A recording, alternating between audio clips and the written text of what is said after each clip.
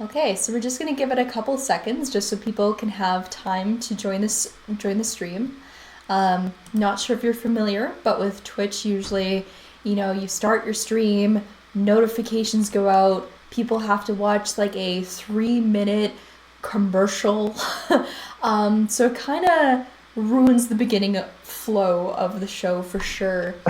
So just something to think about, but hopefully we'll have some people hop on soon. Um, so yeah, that's usually how I like to start things off. But to those that are able to join us tonight, thank you for showing up. Adam, would you like to introduce yourself? Sure. So my name's Adam Meshinshi. I do all sorts of stuff. I'm right now I'm the VP of product at Scythe. So if people have heard of that, we're the unicorn people. We do all sorts of cool like adversary emulation, malware like creation stuff, which is a lot of fun. But I've been doing product stuff in the privacy and security and cryptography space for a while now, and I just like love that entire space.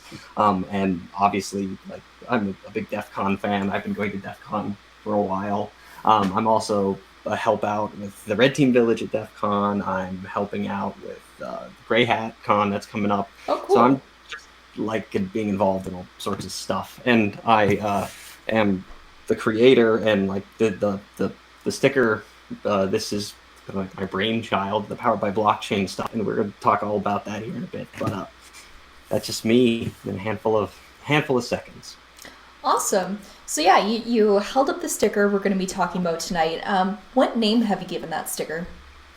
Yeah, so this is the Powered by Blockchain sticker. I mean, obviously, it says it's so right on there, and I couldn't think of a more creative name for it.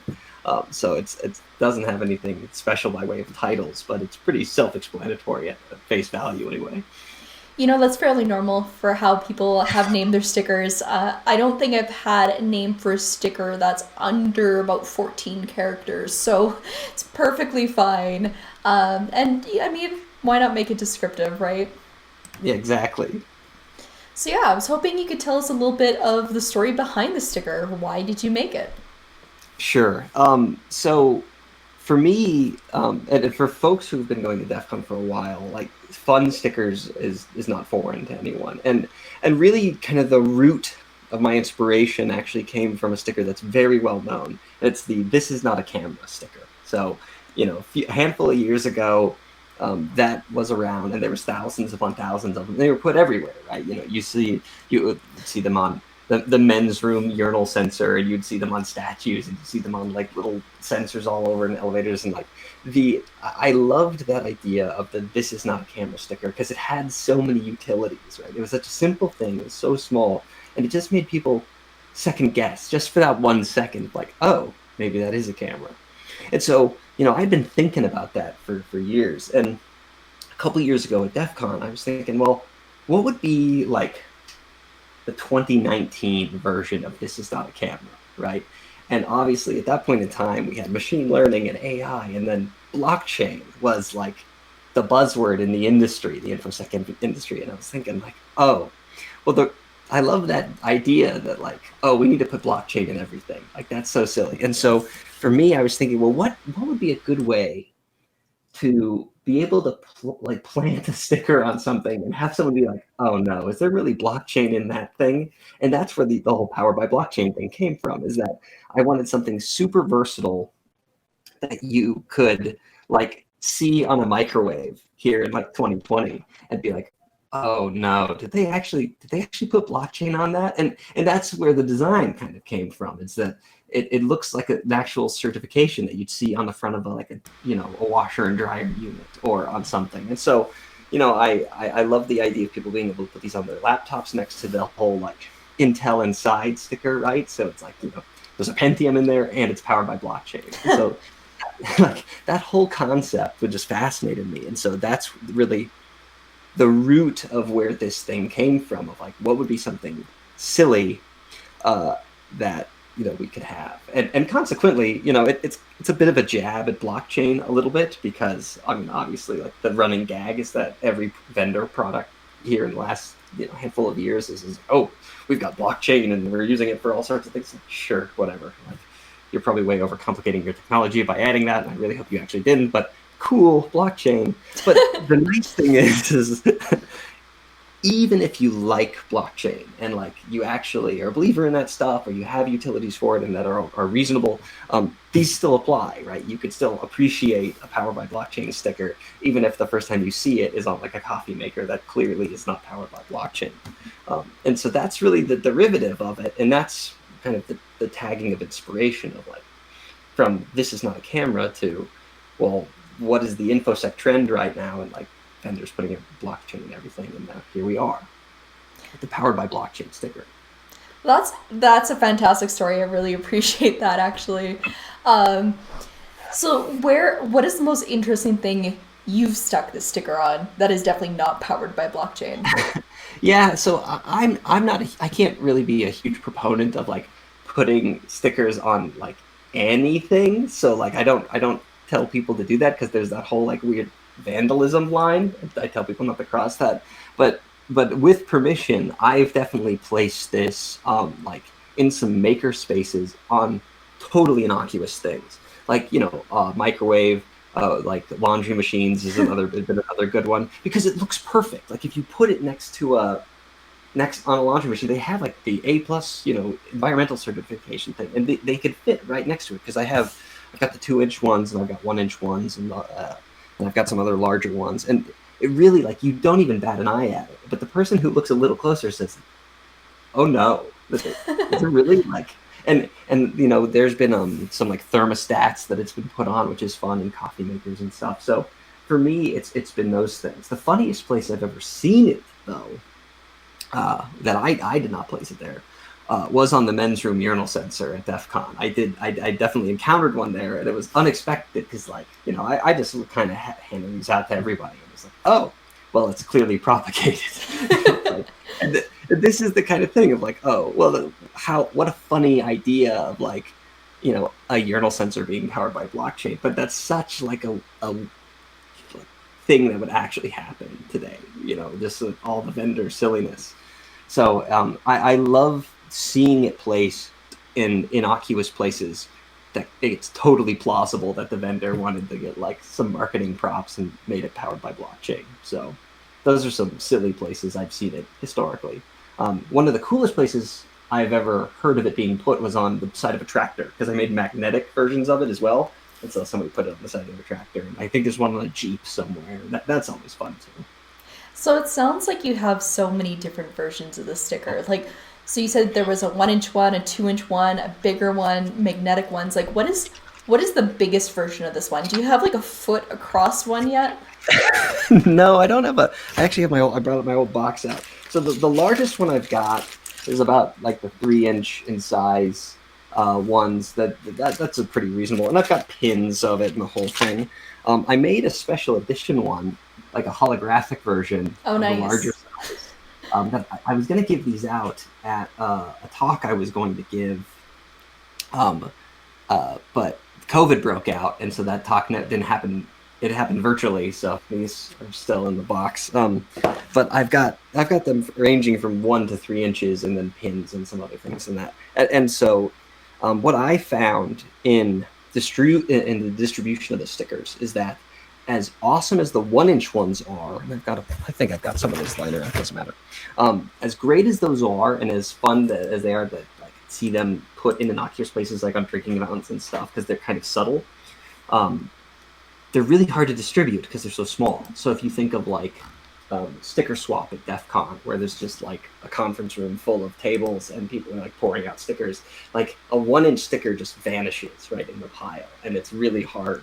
So my recommendation to people who are thinking about creating stickers is don't make them that small. like a 2-inch sticker is like perfect if you're going to make a round one. So don't go smaller than that unless you really have a good way to distribute them effectively. That's a good point. So there's other sticker hints that people have kind of shared on other streams or interviews I've done.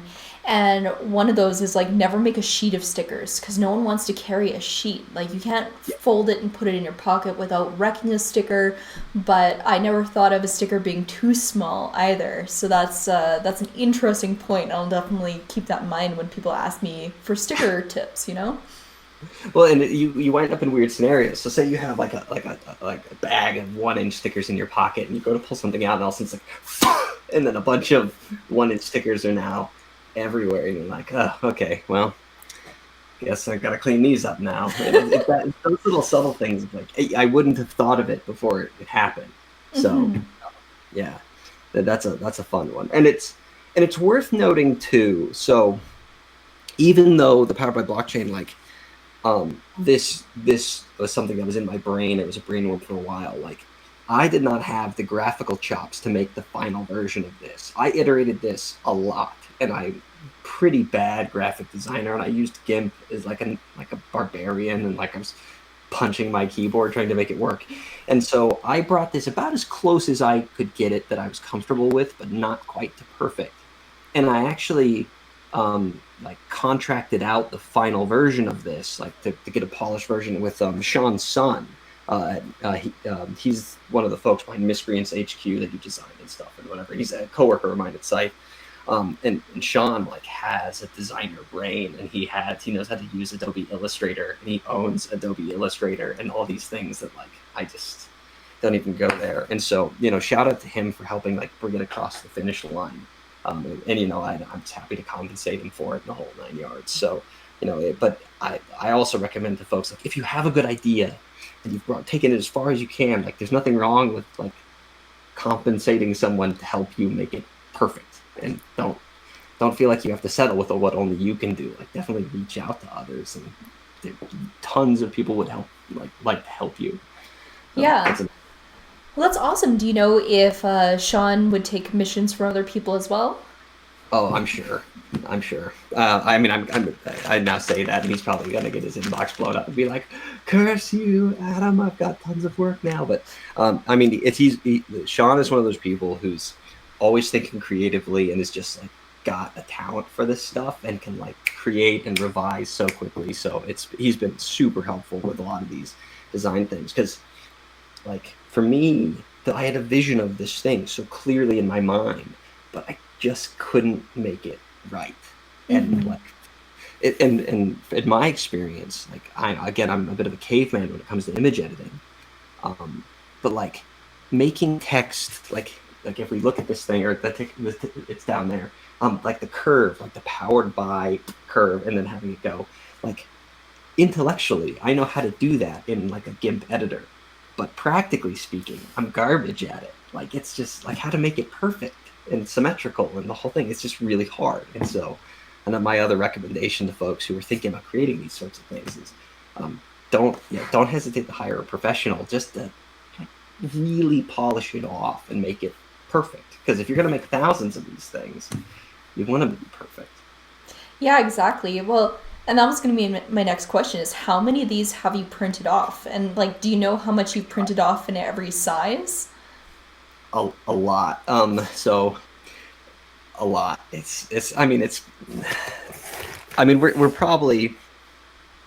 we're still in 4 digits of stickers, like, but it's getting up there. And mostly because like I used to make them all like this one. So this one is got this clear back, and it has the defined ridges. And this is like my premier version. I made a lot of these, but this is slightly more expensive to get these like perfect ones. And so over time, if like when I was going to go to DEF CON and hand these back out at the sticker swap, I just made a more generic circle, flat, not clear back, that sort of thing, which is much less expensive. And so you can do these at like a better rate. So I've made quite a bit of these because they were my original prototype. I made a ton of the 1-inch versions of these, which was, again, those kind of went fast because people loved them. That was the original version of them. But most, like, I've printed a lot in bulk of just the generic round ones, which are easy to hand out and not quite as involved from a printing perspective.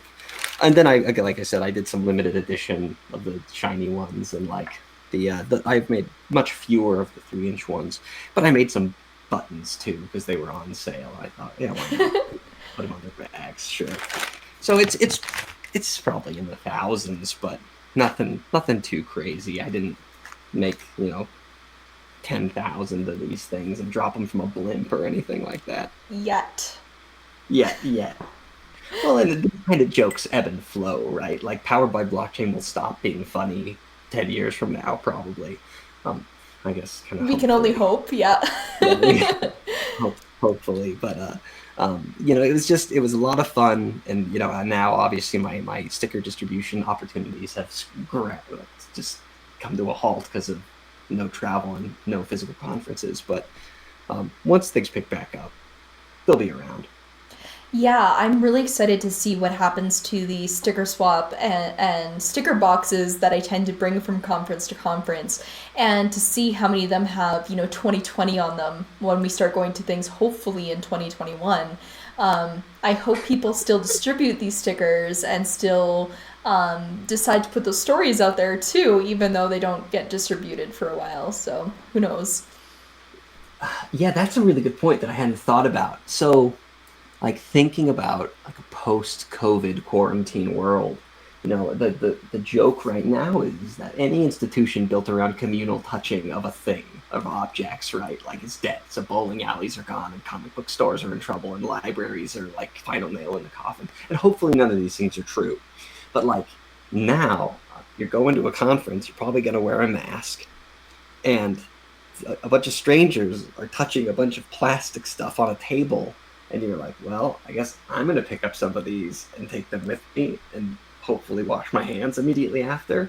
But my guess is that once we're all like able to come out from our hidey holes and like scurry back together, um, there's going to be so much cool creative stuff that was spun out of the back of that as people were trapped at home and just like either are busier than they've ever been in their entire lives because they have children and like this like family life all the time and work life all the time, or folks who have had an opportunity to really like dive into their creative side.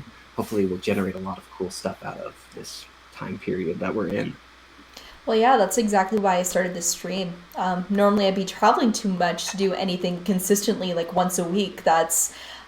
It's unheard of. So it's been neat to Yeah. have this new type of lifestyle where I have been home longer this year due to COVID than I have in probably 5 or 6 years. I can't remember a time where I was in one place for so long. So it's been a neat experience, but that's exactly why the stream has come out and why I'm actually committing to getting these sticker stories is I finally have time. Well, if I may, because I know I'm being interviewed here, but I'm just kind of curious because you're cataloging this stuff, right? Like that's the intent here is not only getting these stories and us having to have a fun conversation, but like you're building like a library of this digitally, correct? Yeah, so part of my project was I really wanted to build something that could show all the stickers in one place. And part of it too is like capturing all the details of these stickers.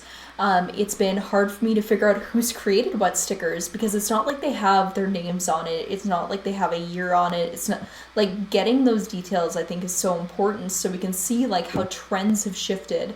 Like, so I want to create a website that shows, if you click 2020 and it shows all the stickers that were created in 2020, just so you can see like the styles change year over year. Or if I wanted to see the collection from one person, like maybe you go on to make 20 different stickers and I can start to see your style evolve as you learn to use GIMP better or hire different artists and they take different skills to it. Like, it'd be neat to see also people who've commissioned stickers and see like how much people are trying to like give back to their community and that sort of thing. So I'm trying to collect all those details, but as you can imagine, it's kind of like what the only information I can get is whatever people are willing to volunteer. And so it's been a Yeah. bit of a slog, but hopefully, I can get more of that and save more of this hacker history as we move forward. That's so cool. And not only do you have all the cool stuff that's like being created now, but there's such a huge backlog of really cool stuff that's been around for a while and like hopefully more and more people like will open up these boxes as they're cleaning out their homes and be like, here's this box of sticker I've been collecting over the last like 40 DEF cons. Well, maybe I could just give these to someone who could do something better with it. Like it's and I don't know if you ask the other sticker creators this, but like I am not a sticker person. Like I don't put stickers on my laptop. Ironically. Interesting. Yeah, I don't even like nothing. It's not for me. And like I've considered like, oh well, you could do the vinyl wrap thing and you put stickers on that and you could pull the vinyl off and like swap it out and hang it or whatever. Like, but I'm not like I leave it clean. I don't need stickers on my laptop. But it didn't prevent me from wanting to create one for the rest of the world, I guess. Yeah, Yes. So the sticker creators I've had on, like, we usually do have a conversation about the hesitation to use a sticker and how, like, once it's on, you want it on your next laptop, but if you don't have a second copy, like, what do you do? And so, one of my guests I've had on actually has a plywood table for a desk, and he puts stickers on that. So it's a desk that he can bring from place to place if he ever moves. And I thought that was pretty cool. And like in a few weeks, I'm probably gonna start streaming. I have a whole bunch of art frames I've bought, and I want to put stickers inside that so I can have frame stickers available and just like have those on my walls and kind of like really, give the art of our community like a really important place on my wall. I think that'd be nice. So there's all sorts of different ways people enjoy stickers. So since you don't put yours on your laptop, where do you put stickers? Do you use them on anything? Nope. I like I have a handful of these placed on like appliances throughout my home. That's about it. It's not a thing. I've never been a sticker person, and it's funny because I mean obviously I've attended plenty of conferences and I accrue these things constantly, but I never know what to do with them, and consequently I also don't want to throw them out because I feel like other people might want these things. So I often will just leave Hi. them in the bag. Yeah, exactly.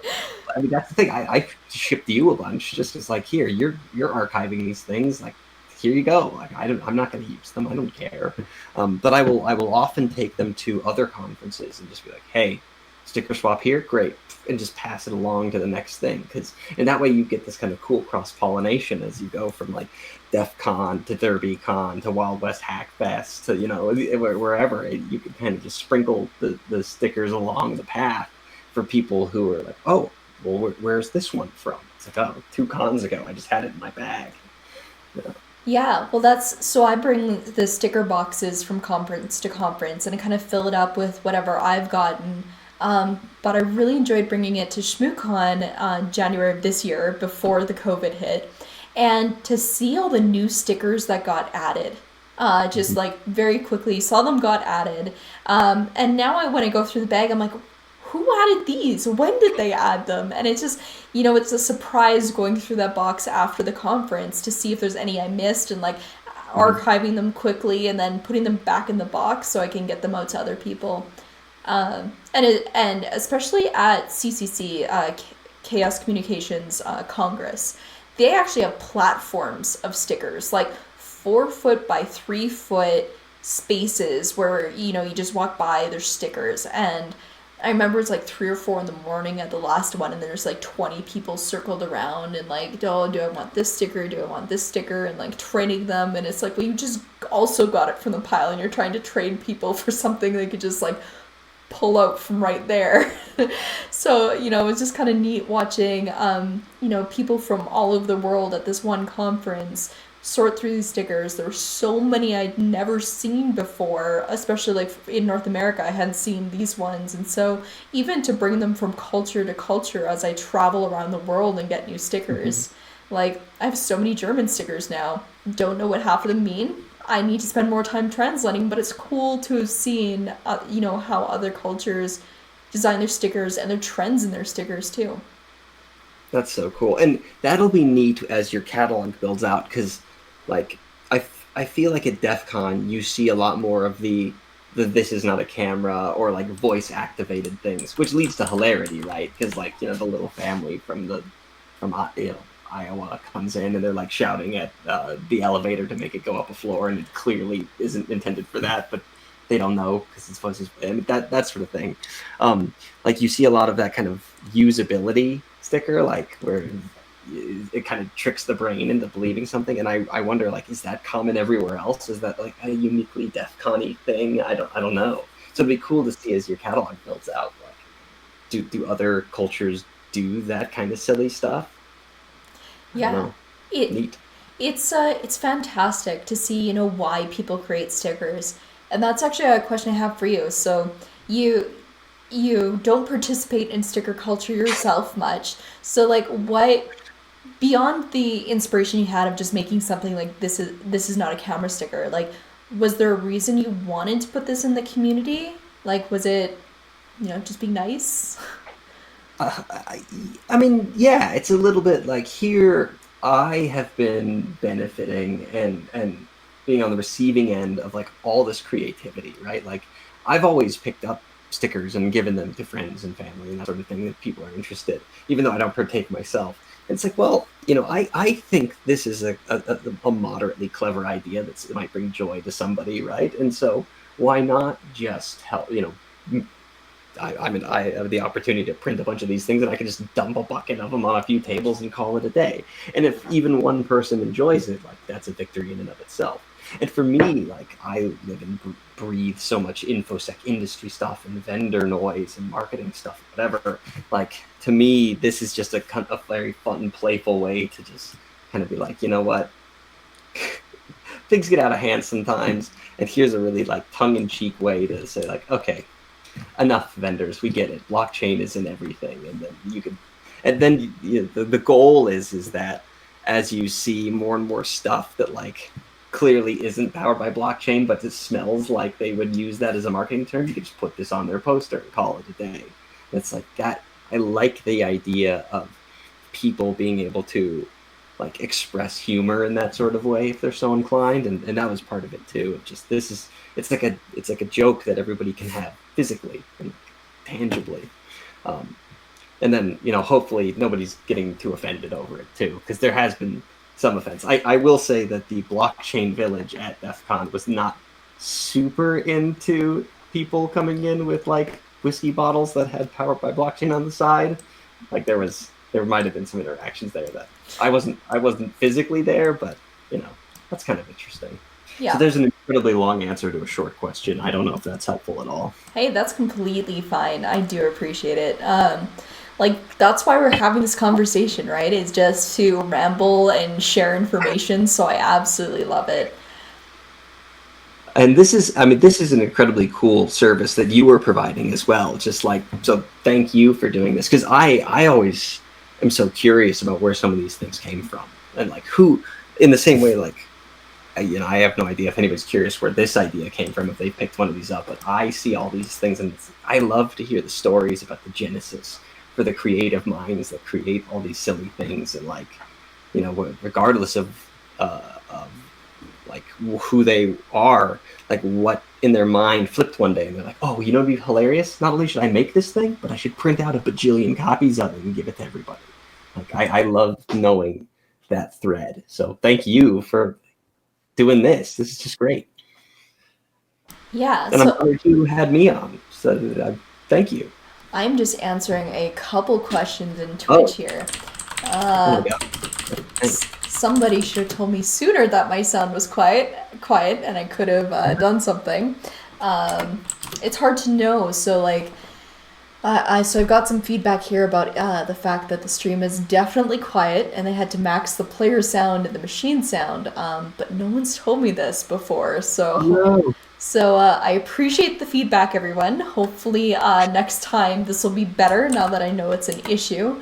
Um, so this is why I love having a chat in the sidebar. Is then if there's anything that can be improved with the stream or done better, I love hearing it. It makes it a lot easier to make things better. Like really, and yeah, they're saying that it was fine in the past and not sure what happened this time. And like honestly, that's how I feel every time I come on stream is like how does the audio work? Like this is the first time I didn't have technical issues, but apparently I did. um So that's kind of fine. Hopefully I can practice and get better for next time. Um, but yeah, and also like screen arrangements is a whole nother skill I didn't realize I would need. Because I can't resize the screen we're talking on, otherwise it messes up my overlay. So there's all these like neat things about, um, doing Twitch streams that you don't expect when you start. Is like everything is messed up every time. It's fantastic. Yeah. But Tillery has a question. All right. Or no, more of a comment, really. Which I mean, we should work on our question phrasing here. But Tillery asks, "Why are you so good at interviews? You talk so good." uh, this is one of those things. It's like practice. I guess. It's hard. It's hard, and I appreciate the feedback. I appreciate the compliment. Yeah, it's one of those things that it's not something that I've always had naturally, right? And it takes a lot of practice and kind of training and like work at it in order to be able to structure your thoughts and learn when to breathe and be able to like help control the narrative throughout an interview and these sorts of things.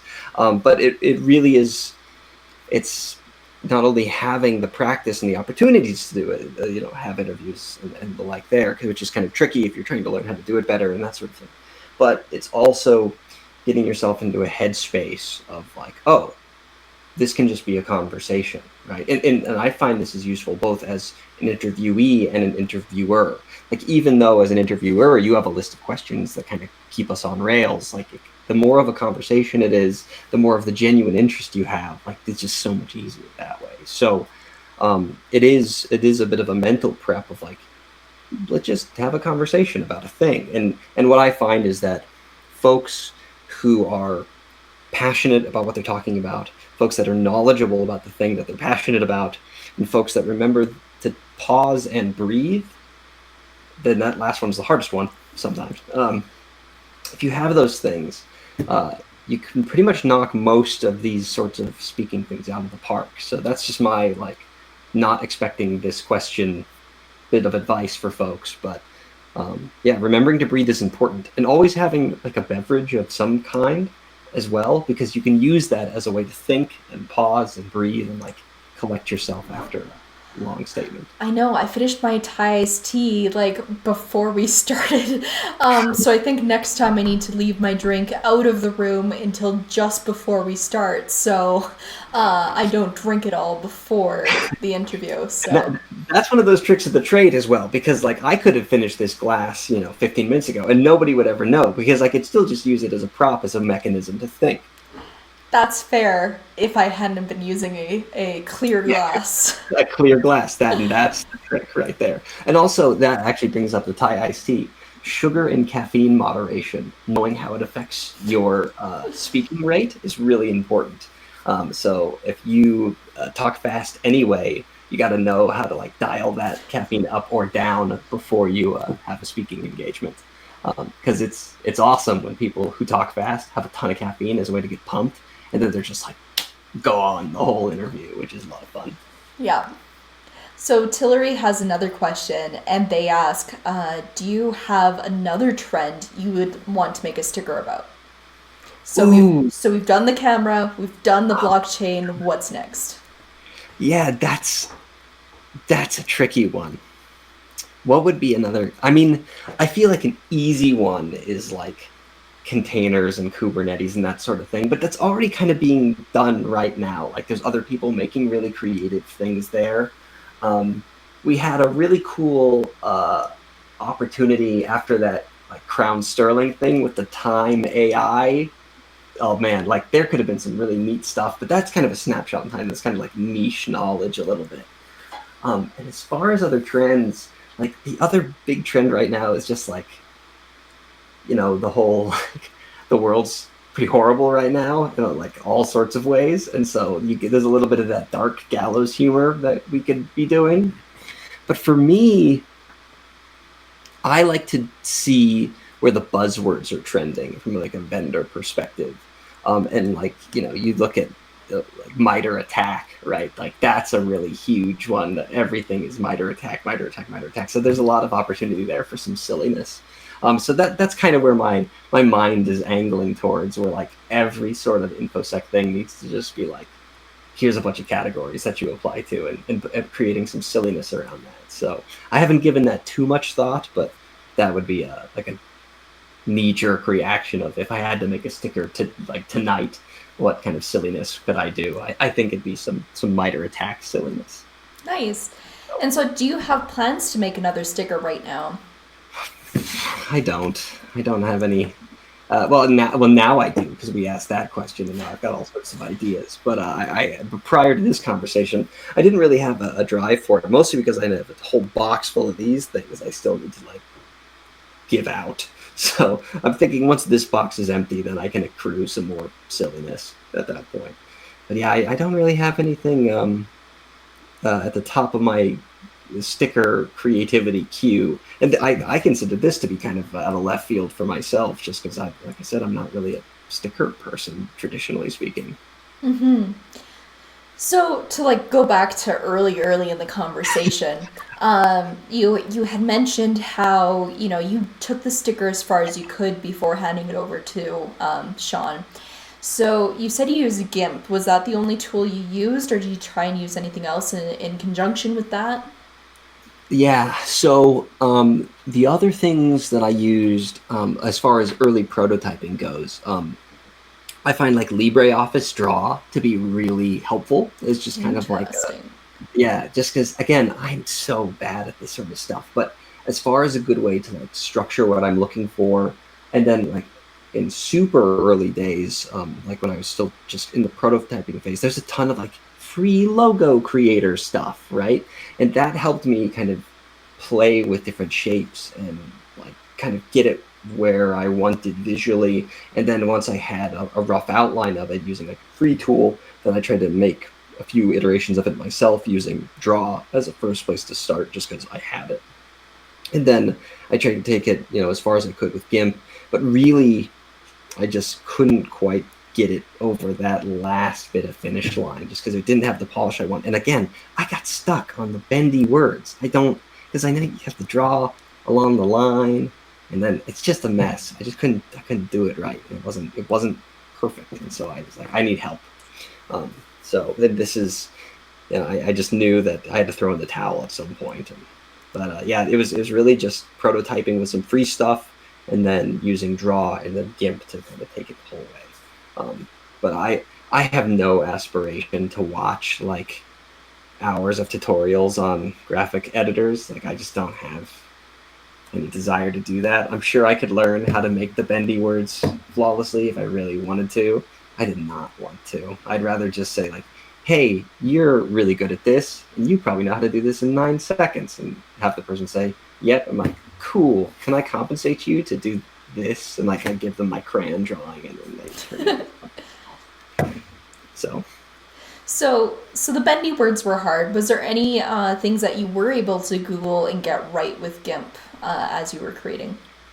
yeah, and one of the key things is understanding layers. If folks are looking to get started in these kinds of tools, understanding like layers, opacity, like alpha values and that sort of thing, how to import images and like wipe out like the white background of something, like learning those really subtle tools, like the what is the magic wand tool, and flipping converting something to alpha, building up layers, learning how to lock and hide layers as you're doing word manipulation and that sort of thing.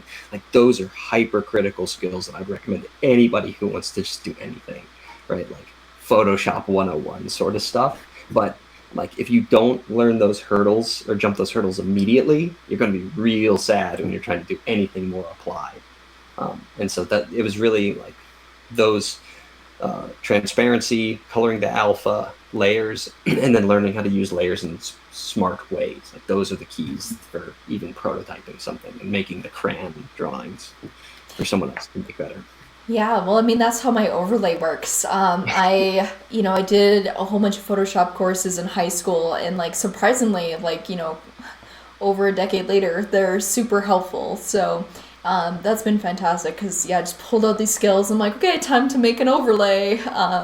But yeah, same thing. The opacity was huge, and like I did some fancy drop shadow things that I had to watch some tutorials to learn how to make those boxes really pop off the screen and things. So yeah, GIMP skills are pretty useful, and I think almost everyone I've interviewed has used either Photoshop or GIMP. One person used only Paint, which was skill because they had a bunch of really tiny things. It was the unattended device sticker, which I have a written interview up, but I did not get the video for that one, unfortunately. But yeah, so different skills for sure. That's incredible, and that level of patience to do it in Paint. Whew. Yeah. That's nuts. And it's tricky because I know that people who are really good at graphics, um, you know, like me talking about layers and opacity and locking layers and stuff like this, like that's easy stuff. But for me, like as someone who doesn't live in Photoshop and only like casually uses the GIMP application occasionally, um, like for me it would be like taking someone who's never seen a car and putting them in the driver's seat. Like, yes, it's a pretty simple machine, and that it's like if you've been doing it for a while, it kind of runs itself, and like sure, this is all true, but it's a completely foreign operation to you. It's like I have no idea. Like I can't even begin to understand these things, and I that's kind of how I feel about the more applied stuff. And like if you opened Photoshop in front of me right now, I'd be totally lost. The learning curve is just steep enough that okay, I'm out. Mm-hmm. So Yeah. another throwback question is you mentioned you printed, thousands of these stickers. How much has that cost you? Um, Not as much as you'd think. And my thing is because I created this in advance. My goal was to have it ready by DEF CON. And so I had that, and I had plenty of lead time. So I didn't buy any unless they were on sale. So Mm. like certainly like I've spent more than $100 on these things in total, but it hasn't broken the bank by any scope of the imagination. I don't feel like it. I've had to like carve out more than a little bit of beer money, if you will, like to produce these things. But again, mostly because I knew in my head like I had a destination for when I went to have all these already buy. So anytime there was a good sale on stickers for whichever printer, I would just go and carve out, however many I thought was reasonable based on that. And so like that for me, that having that pre-planning was good, and that's why I got like buttons and stuff. They're like, oh, because you're already doing this deal, how about 75% off buttons? Is like perfect, right? Great. So yeah, it was not it was probably 3 digits of stickers, but nothing crazy. So Yeah, yeah. that's good to know. And where did you print your stickers? It sounded like you had a So few places you were watching. yeah, there was a few.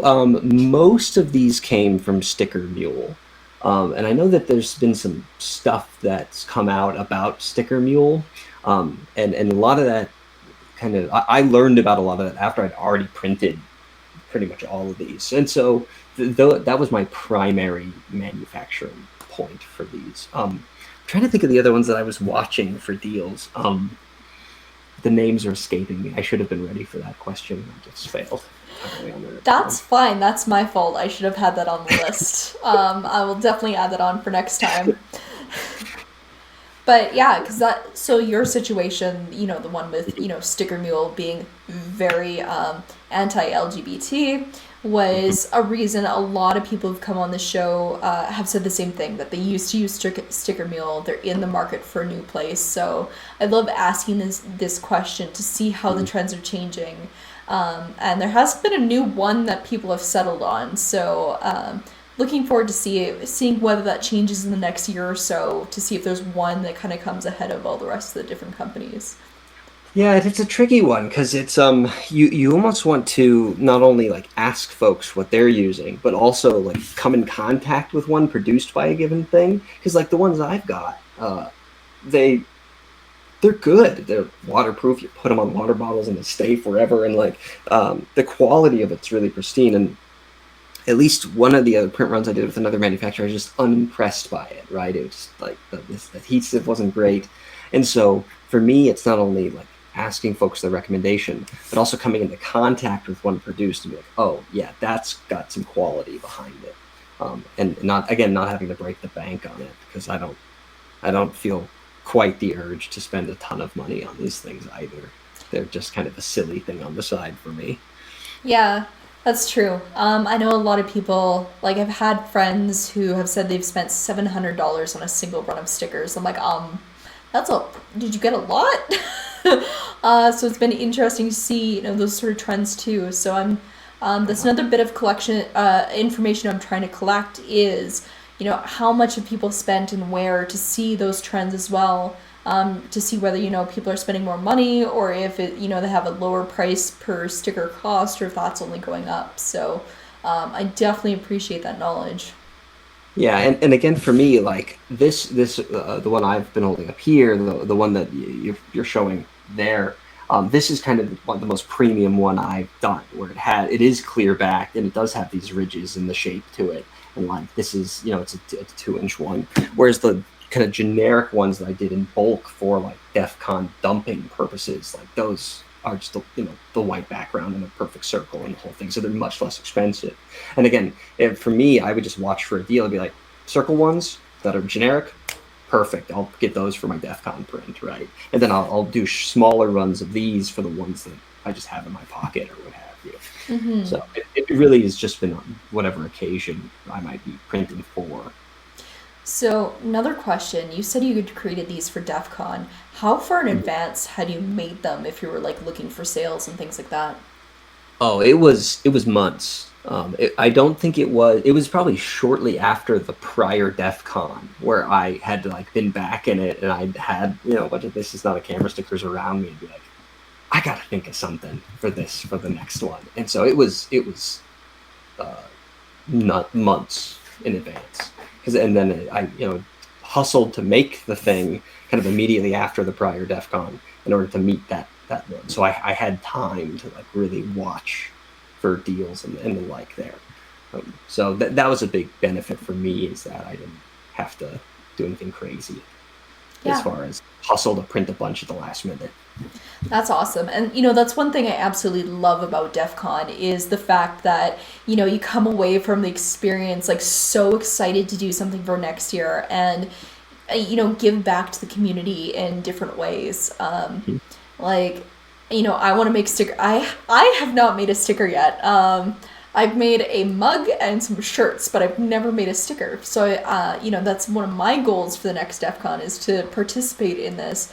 I've always been more of a collector and not as much as a maker for the sticker community. But I participated in the hard hat competition. So like next year, I'm so excited. Like I have so many ideas. And I'm kind of happy this year's DEF CON got canceled because I didn't have enough time to like make the thing I wanted to. But now it's like, oh yeah, I have months. We're good. That time's going to evaporate, though. I Oh mean, god. it's like it's already like, well, I mean, time is a flat circle now anyway, because we're all like in our homes all the time. But yeah, um, it'll be interesting to see when we all get to be together again, like in that sort of mass of people, and I think it'll be exciting and it'll be a little scary, but the amount of appreciation we're all going to have to being back together is going to be huge, like no doubt about it. So it'll be really cool to see what stuff creative folks have been working on in the meantime and that bring to these events. So I'm very pumped about it. Yeah, I'm pretty sure I'm gonna cry just from like getting hugs again, but like that's a whole different A thing. what? A I'm hug. unfamiliar with this hug. I don't know what that is. Sounds dangerous. I don't know if I don't know what that is. It's been too long. Too long. But yeah, so you sort of mentioned that you've collected a bunch of stickers that you kind of have them in a box. Like, do you just have one box? Do you have a couple boxes? Like, how many stickers did you have before you sent me a bunch? Um, well, the I sent you. I had just a huge pack of them. I sent those all to you because again, you're gonna do more useful things with them than I will. I'll just have them indefinitely at this point. Um, I'm sure there are more of them around here, but in my cleaning, those are the ones I found, and so those are probably like 2 years of cons in like the Manila or envelope for you. But I'm sure there's tons more around here. It's one of those things like over the years, the ones that I haven't given away at the next con have just kind of found their way into trash cans, I'm sure, which is kind of sad retrospectively, but okay, it is what it is.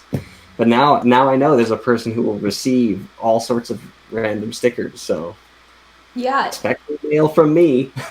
so that's another stream that I want to do if there's enough interest. Is I have about 10 packages of unopened stickers, and I was thinking about opening those on stream, like on a different day, just because like once in a while I get packages and like this thick, and I'm like, how many stickers is that? Like I think it'd be fantastic. Um, but sometimes, I have Jericho send me a package of stickers, and he loves throwing random stuff in it. So, like pictures of squirrels, erasers, like just kind of. I think one was like a calendar. He just throws everything in, so it's not just stickers. Like I have to sort through it, and it ends up being like a treasure hunt in this like package. It's fantastic.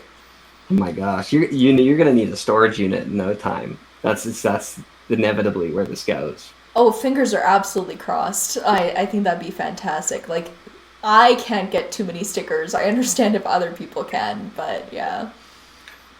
Oh my goodness, yeah, you're gonna be like those wine connoisseurs who have like former bunkers that have now been converted into enormous wine cellars or that are stored underground indefinitely because it's an investment. And yeah, you're gonna have a whole sticker bunker in no time. Oh, I hope so. But yeah, so I have like a few more questions here. Yeah. And one of them is, what is a favorite sticker that somebody else has created? Oh my gosh. That is so tricky. That's why I Um, say a favorite, not yeah, like your absolute favorite, because like I have too many to name, so. yeah. I mean, obviously the ones I've mentioned that are like the interactive stickers, right? Like the "This is not a camera" or like voice activated or motion activated. Like I have a special place in my heart for those as a thing. But like oddly enough, one of my kind of favorite stickers is the Grimm Scythe sticker. So Scythe, who I work for, and Grimm, our sister company. Once upon a time, when Scythe was like being created and put out into the market, we created the Grim Reaper riding a unicorn, right? And somehow that became like the Grim Scythe mascot. And what I love about that is it's just a weird juxtaposition of images, first off, but the amount of love other people have for that sticker makes me love it that much more. Like it is bonkers, like to the degree that people love like Grim Reaper, unicorn holding a scythe, like that entire ilk of. I actually have some. Oh, I have it right here. How convenient! I didn't send you all my stickers. This sticker. I just think this is hilarious. But more than just this, I love how much other people love this. It I blows my mind. I mean that's part of why I joined that company. Or like, here's the scythe, this unicorn with a scythe. Like people love this. I named one of the unicorns. Oh, that's right. That's true. Which one did you name? I think the one that ended up getting chosen from mine was Rain or Sky. I Yeah, that's forget.